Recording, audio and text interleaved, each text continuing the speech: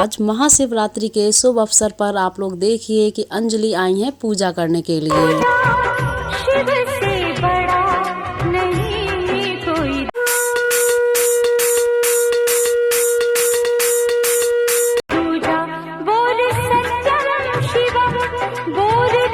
तो दोस्तों अंजलि आ चुकी हैं मंदिर में और इनका लुक बहुत ही प्यारा लग रहा है।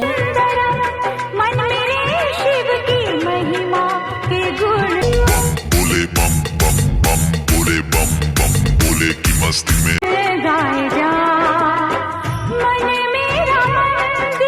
तो दोस्तों आप लोगों की शिवरात्रि कैसी रही है और आप लोगों ने आज के दिन पर क्या क्या किया है।